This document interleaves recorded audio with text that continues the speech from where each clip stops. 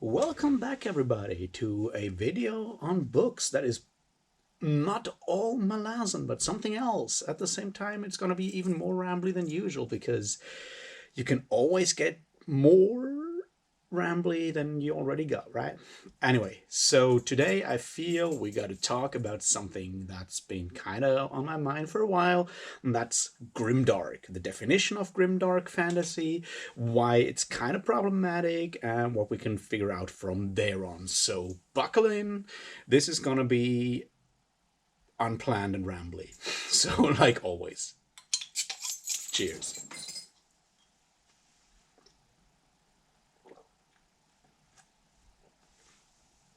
All right. So this kind of has been something I've been thinking about for years, and the problems within this. Um, I recently got back to my mind when our High Fist Ruth and Bud put out this video on the hobbling and what it tells us about Grimdark. And I figure that me being the old guy who has spent way too much time with these kind of things, I could weigh in and talk about what I figure, what I find problematic with the term grimdark and a lot of these things. It also might spiral out into like general internet criticism versus I don't know, trained professional criticism and stuff like that. But I'll try to not become too pessimistic or whatever when it comes to cultural development and shit like that. All right, so what is the issue I have? And the issue I have is the term grimdark having changed meaning over time and the problems inherent in that. And that's already basically the thing that is the main issue there, because I feel that we don't exactly know what grimdark fantasy means.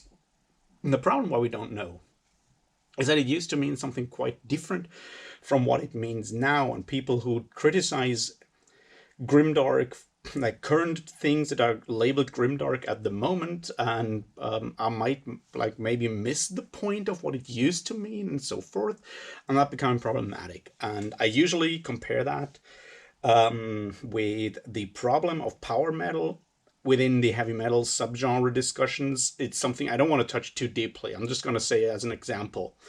In like the late 80s and early 90s, there was a genre called power metal. It was mainly played by American band, high screaming vocals, not too like hyper melodic or whatever, no keyboards, straight up heavy metal. I guess people who are not into heavy metal would just call it heavy metal at this point. Anyway, that was called power metal at the time.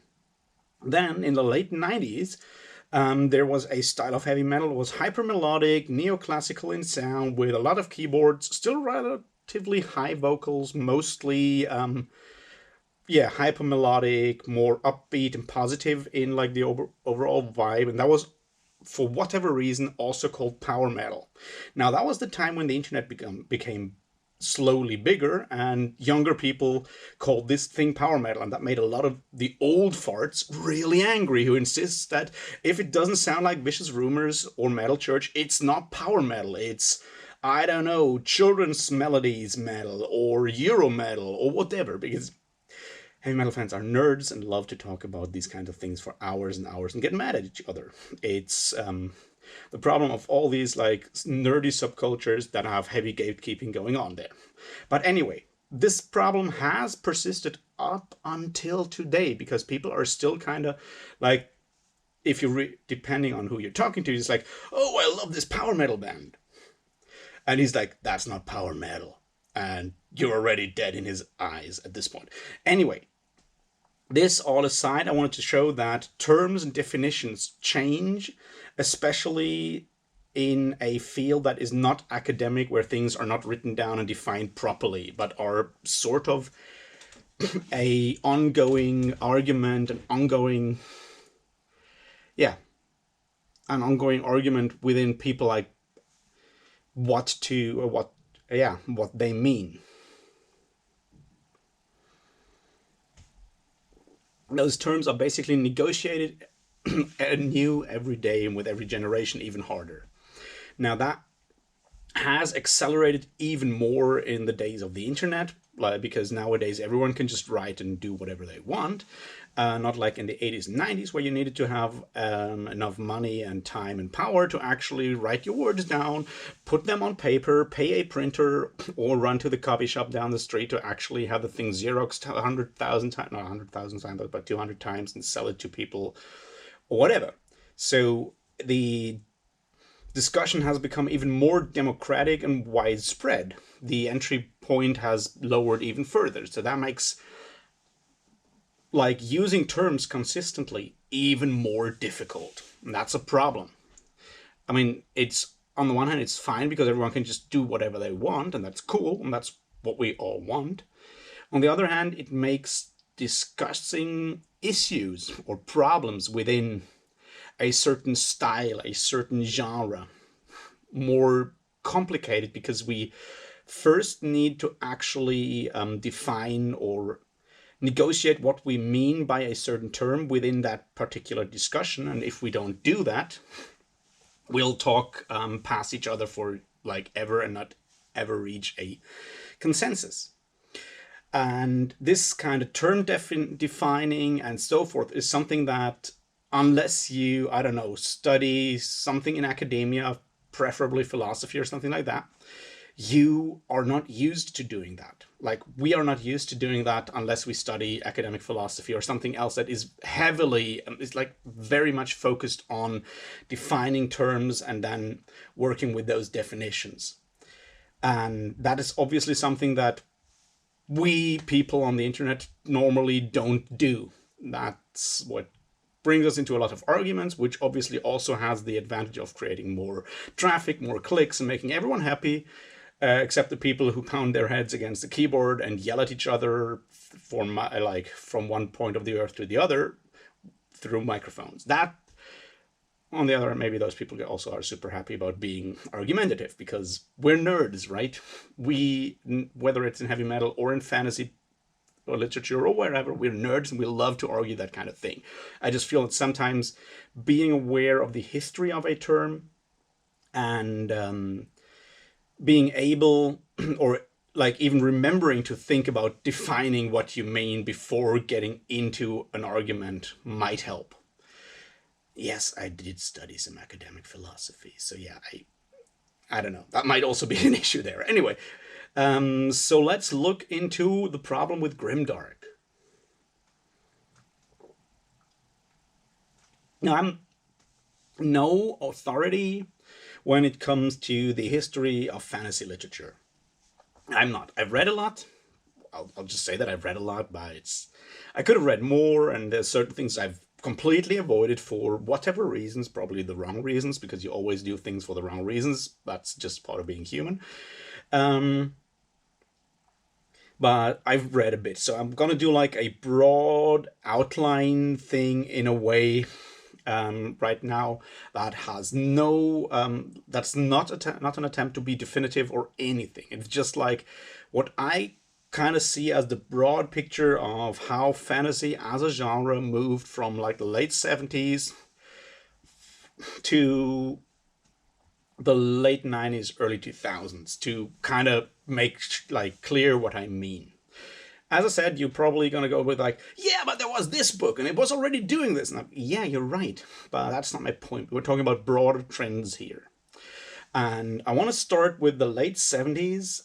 So what I said before, you have like this like more like dirty, gritty fantasy that stems from the pulp era stuff that I've talked about before. You know, your Robert E. Howards, Clark Ashton Smith, Fritz Leibers, those people.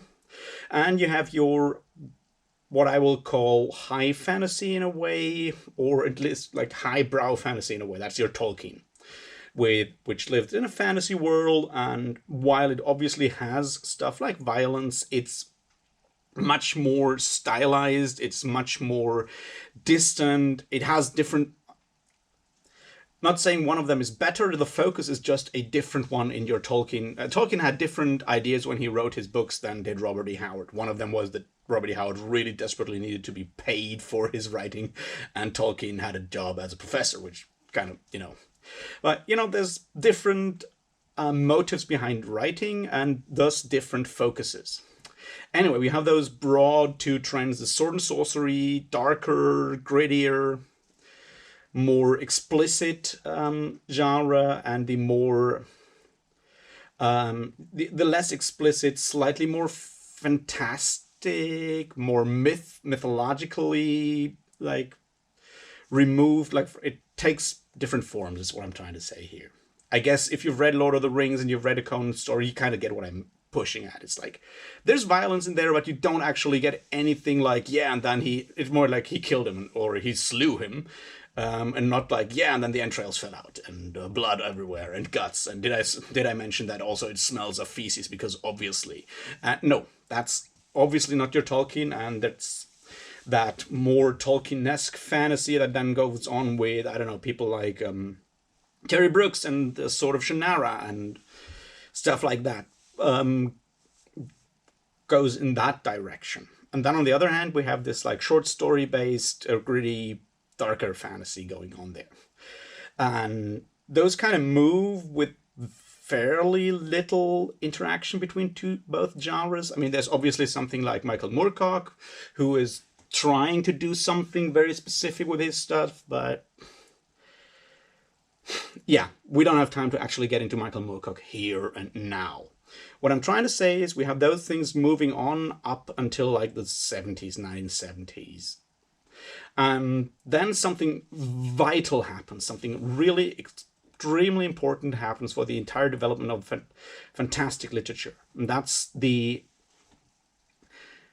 at least, like, if not invention, full-on invention, then the breakthrough or breakout of pen and paper fantasy role-playing games. Like, we had war games, and then they become more personal. You have like squads instead of like whole armies that you push around.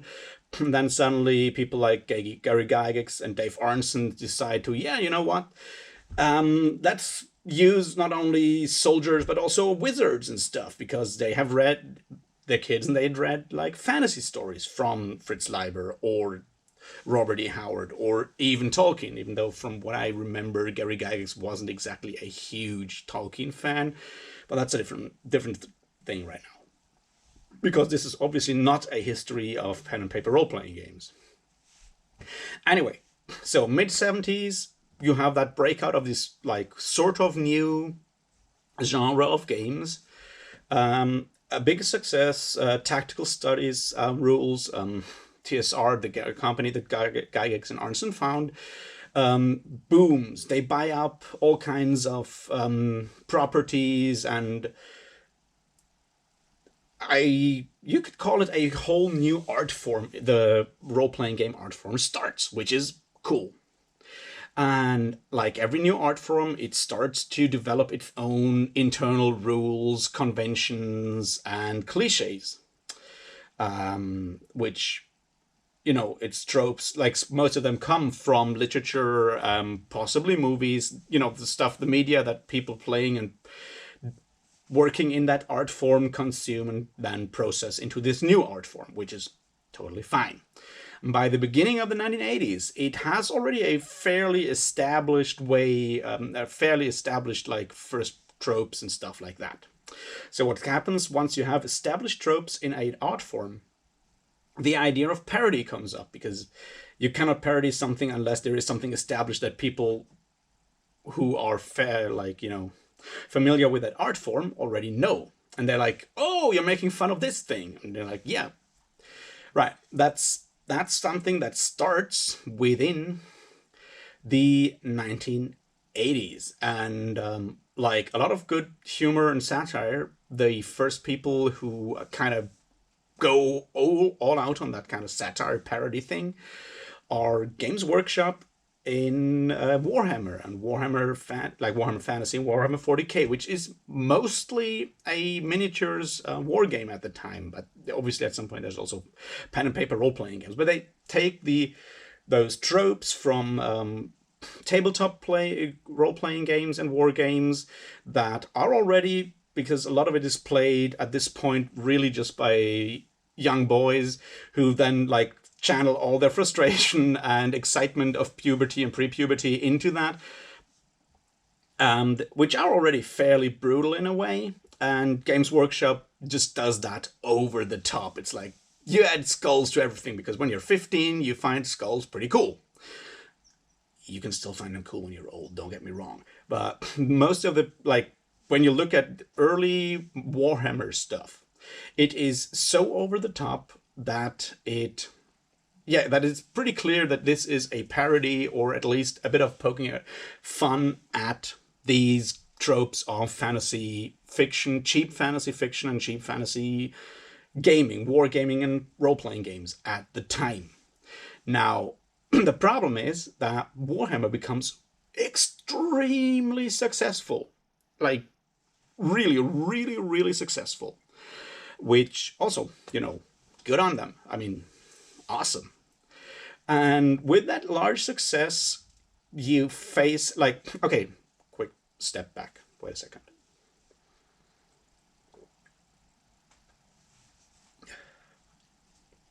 So before that already, you have the terms of, like, when you try to classify different ways of fantasy as, like, grim or dark and stuff like that. And Warhammer goes over the top because more skulls up to 11, that kind of thing. So they say our setting is not grim, it's not dark, it's Grimdark. And you see the joke right there, I hope. And that's sort of where it goes. Now what happens, and this is what I was going when I was almost going too fast, is a lot of people don't realize that this is parody, because this is a bunch of, like, English punks who say, ho, let's put more skulls on and call it Grimdark because those nerds, they love skulls. And isn't this funny to overdo it so much? I'm sorry, I can't do a British accent, so you have to deal with me talking in my terrible German accent. Anyway, so they do that, and then become super successful. And new 15-year-old kids see these things with a lot of skulls and say, whoa, skulls!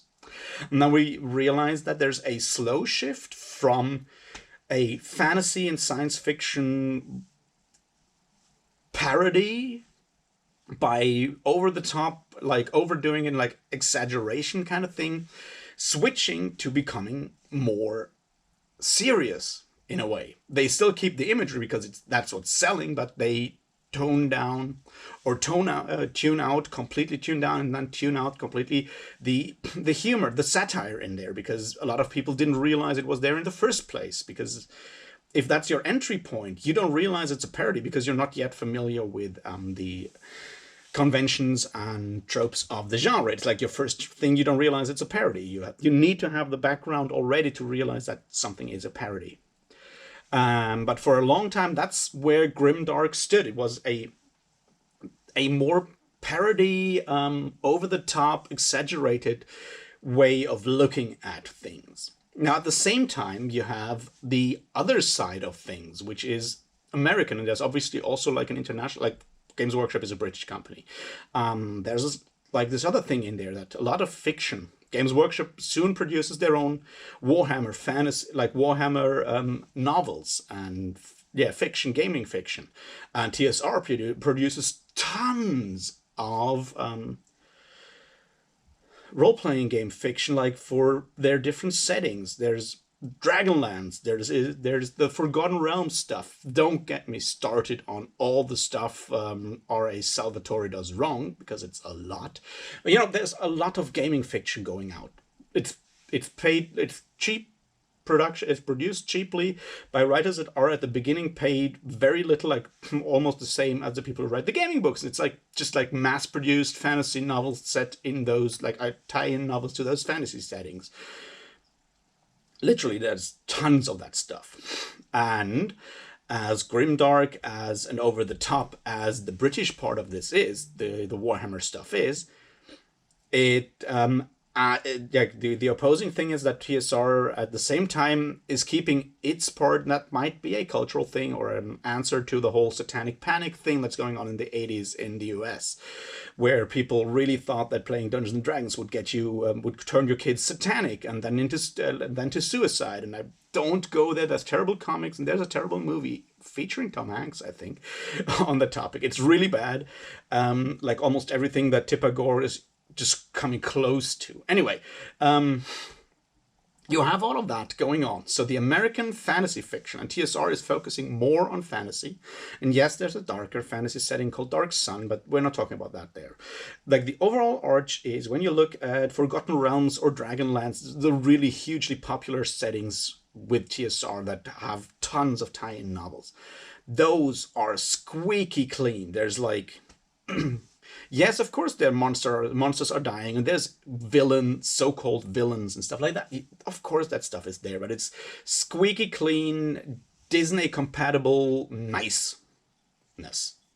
Whereas those guys in Britain at Games Workshop, like, hey, let's add more skulls and slaughter and stuff like that because we're grimdark. We're not even dark. We're even more badass. We're grimdark. You have that going on there, but it's, as I said, it's a parody at the time still, sort of. Now that trend with fantasy, because at some point Games Workshop kind of focuses more on the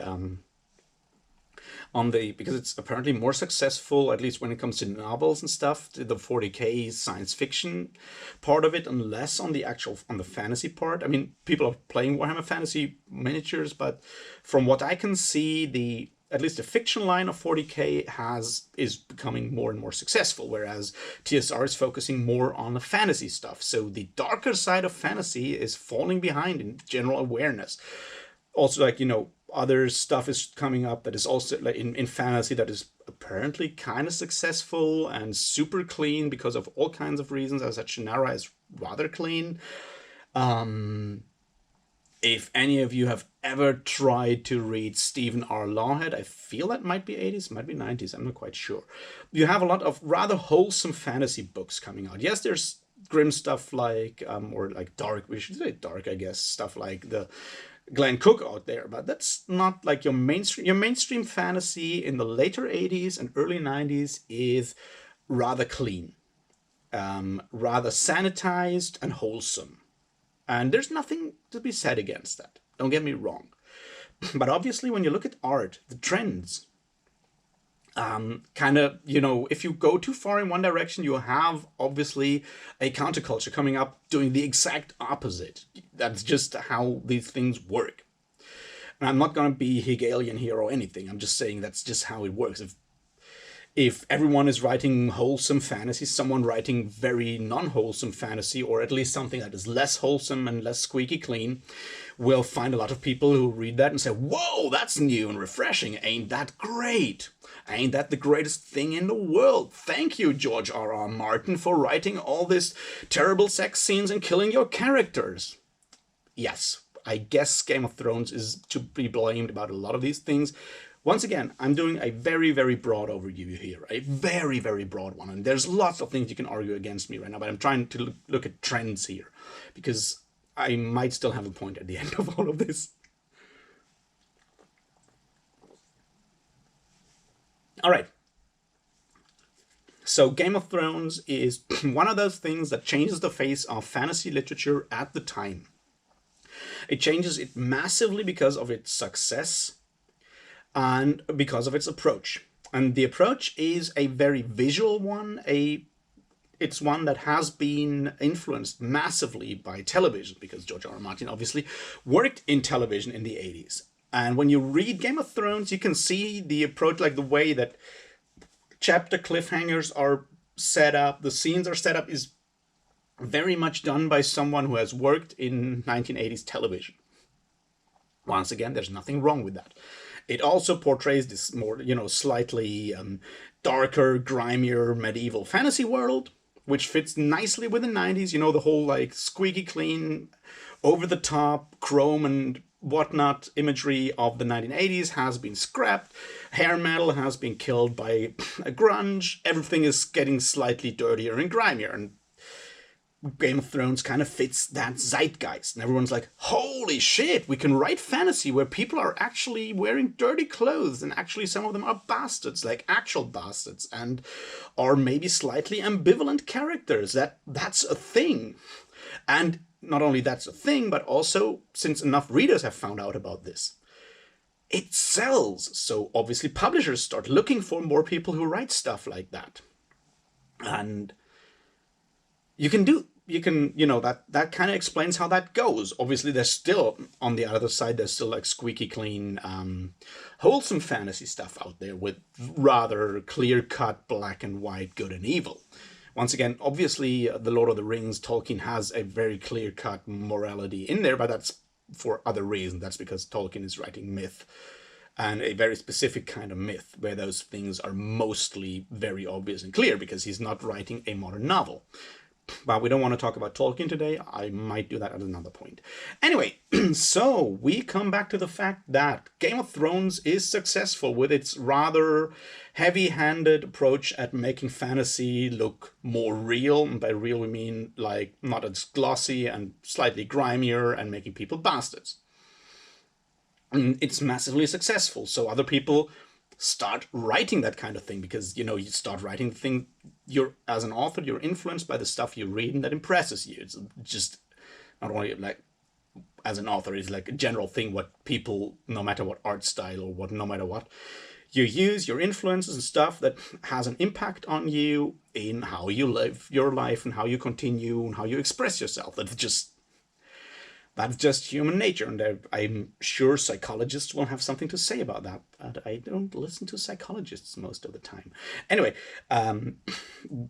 going back to what I wanted to say is, there is a huge boom in grimier, darker fantasy. And, of course, because you cannot, the rule of how media nowadays works, not nowadays, but generally works, how trends work is you have to up the ante, obviously, to become more grimy, more dark, more realistic, more whatever, than other stuff out there to actually, gain the attention or reach people. Because, if I want like incest and sort of like seemingly meaningless character death, which are not meaningless at all, or at least already fairly reasonable, then I can read Game of Thrones. I don't need to go and read Joe Abercrombie or need to read Scott Lynch or whatever. I already have that, so I have to find something else as an author to stand out. And one way in that direction is obviously to turn up the blood and gore. And once again, there's nothing wrong with that. It's something that you can totally do, and if it's done well, I applaud you. Actually, there's stuff in there that I really enjoy, including some of Abercrombie and some of Scott Lynch for what the things they do. There's obviously huge flaws in their work, but there's also a lot of flaws within George R. R. Martin, who's not a jot better than them. Anyway, so the trend within the publishing industry swings towards, because at this point we're still far away from the self-publishing boom where like all kinds of things happen. And I feel like the whole Grimdark discussion is something that is more like around, 2005 to 2010. It's kind of beyond that at this point, because from what I see of the fantasy literature right now, it's become so fractured and so diverse that it's very difficult to figure out trends or whatever. But around, between like 2000, 2005, Game of Thrones was breaking out huge at this point, because obviously it took a couple of years to actually, become like successful and be even like recognized outside of a small circle of aficionados. Around 2000, between 2000, 2005, 2010, around that time, like, everyone and their dog started writing grim, dark fantasy. And that's where we hit the problem, because suddenly we need to figure out how to call this more realistic, grimier kind of fantasy with sort of ambivalent characters. And at some point, people start calling it grimdark. And that's a problem. Now, might kind of work with some of those authors, because obviously some of them are well aware of what they're doing and do have a slight ironic cast on that, because they're very genre aware and stuff like that. Possibly Joe Abercrombie might be someone like that, but that's a different thing. But a lot of those writers are not doing this as a deliberate parody of trends within the genre, like Games Workshop did back in the day, when they were parodying by exaggerating things that are already in the genre. in their genre at the time, which was wargaming and not fantasy fiction. But what they did was exaggerate tropes as a means of parody. What we have now is people exaggerating violence, graphic violence, ambivalence, and so forth, as a means to, as a contrast to the, at this point, still perceived mainstream of squeaky clean and sanitized fantasy. So it's the opposite direction. Those people are serious about what they're doing. They're not poking fun at fantasy. They're going the other way. It's like, we fucking hate your fucking Disney. So Disney style fantasy, bloody hell, let's put more guts and blood and entrails and feces on there and use modern day language because we're trying to contrast. That's a completely different impulse. But because it's so different from, older, darker fantasy, which obviously existed but had also slipped people's minds at the time, because stuff like the Black Company or I don't know, Stephen Donaldson's Thomas Covenant and stuff like that existed, but it wasn't in like the awareness that much at the time of people talking about fantasy, of people writing fantasy, hopefully, of publishers. It wasn't in the awareness at the time. That's what I'm trying to say. So they figured out they needed a word to describe this darker, grimier, late 90s, early 2000s disillusioned fantasy where everything is ambivalent and dark and whatnot. This is like basically your post-punk gothic kind of elements, like, yeah, we're all sad and dark and everything is dark and that's what we use now, and people are like, oh, I love this super dark character because, oh, isn't he romantic in his darkness? No, he's not. Anyway, I feel this is becoming more of a rant than a rambling. Anyway, what I was trying to say is people are casting about for a definition for this subgenre or trend within fantasy at the time, around 2000, like the mid-2000s is what I'm trying to say. And someone hits on the brilliant idea to use this term that he found somewhere else. Grimdark. And he's like, Grimdark is stuffed with skulls. I'm pretty sure I saw a skull somewhere in Joe Abercrombie's writing. Let's call it Grimdark. And then people are like, yeah, that kind of makes sense. We've stripped our sense of irony anyway, so let's just call it Grimdark and not even think about why to call it Grimdark. And why? Because, yeah, it's grim and dark, so Grimdark makes sense. Yep. So some people adopt the idea of Grimdark, and it's completely stripped of its irony. Suddenly, Grimdark is serious, brutal, darker fantasy that deals, or seemingly deals, with mature topics by being edgy and, just putting in more grime, dirt, and blood and stuff like that. And foul language, which we don't do on this channel. Anyway. So suddenly this becomes a thing. And as I said before, people are starting to get more and more extreme. The violence, the darkness becomes a thing in itself. It is no longer a vehicle to prove something, to distance oneself from like a perceived other trend within fantasy fiction. It's not exactly used to push a political, socio-political, or social agenda or whatever. With a lot of these authors, it becomes gratuitous, is what I'm trying to say. Some of them are handling it better, some of them are handling it worse. And once again, there's nothing wrong with gratuitous violence per se, if that's the kind of thing you love. There's a reason why B-movies are a thing. Although a lot of those at this point have also become rather tongue-in-cheek, ironic, metafictional at this point, but so yeah. We see that Grimdark has switched meaning from a term describing a subgenre or an idea that is a parody of perceived trends into describing the serious attempt of authors to distance themselves from the mainstream. It has lost its irony, it has lost its meta-meaning in a way.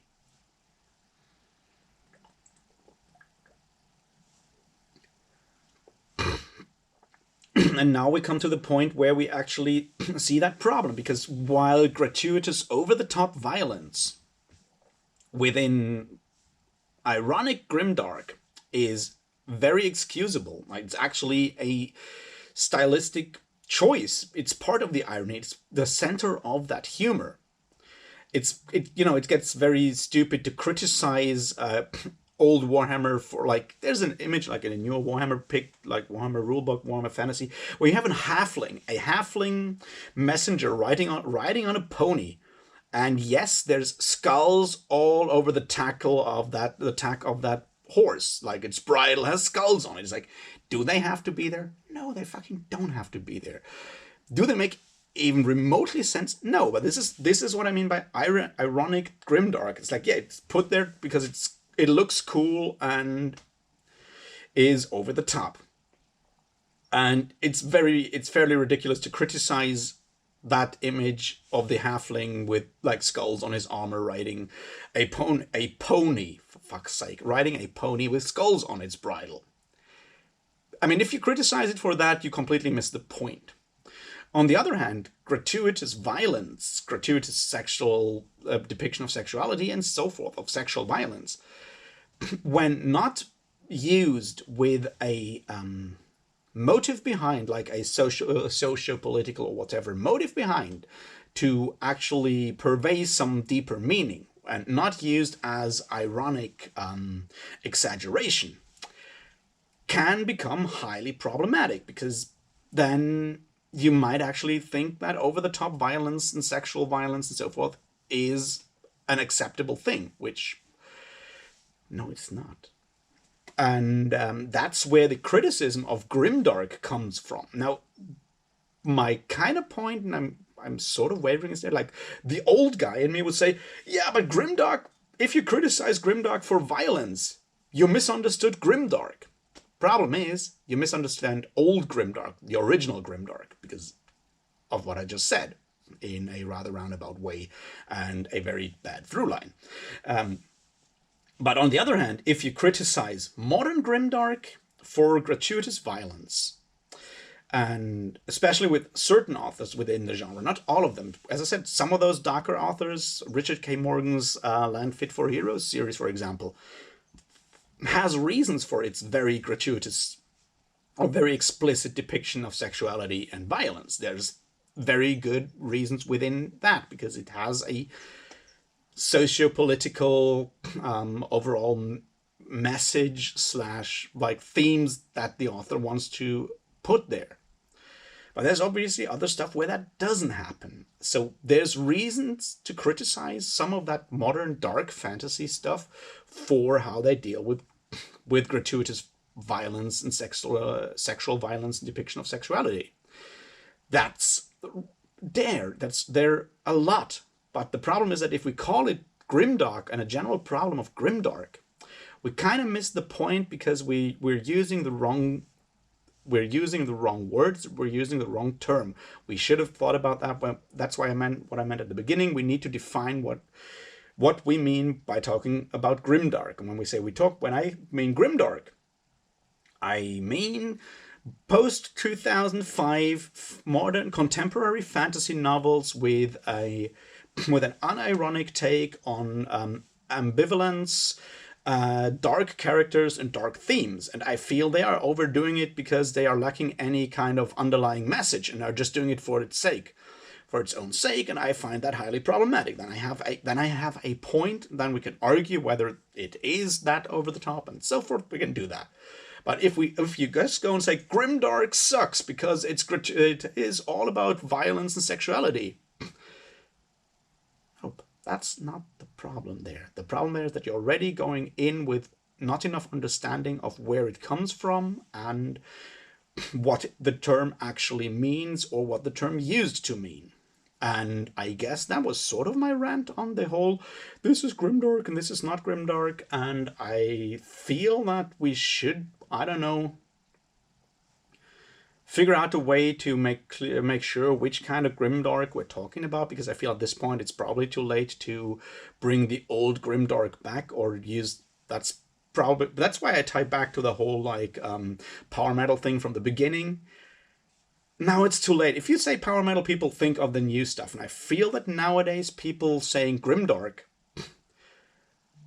a lot of those people kind of also just mean that new stuff. So we need to figure out a way to make our criticism of contemporary dark fantasy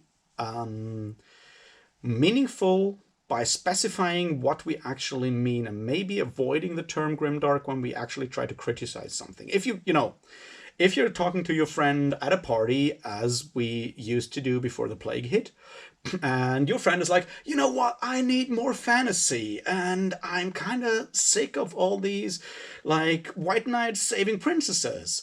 Do you have something for me? And you're like, I would really love to recommend you The Blade itself. To just pick one random big book.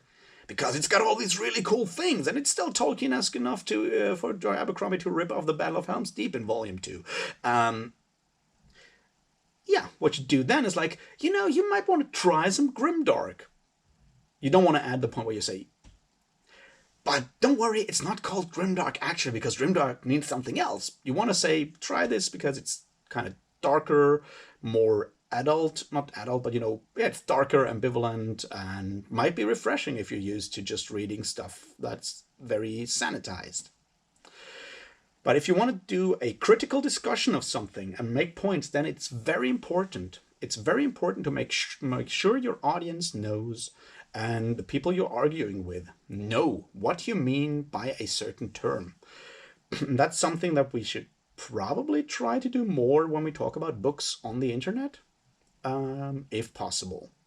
And I guess that's sort of the end of today's rant, and I hope you took something away from this. And if you disagree, then please yell at me in whatever format you prefer.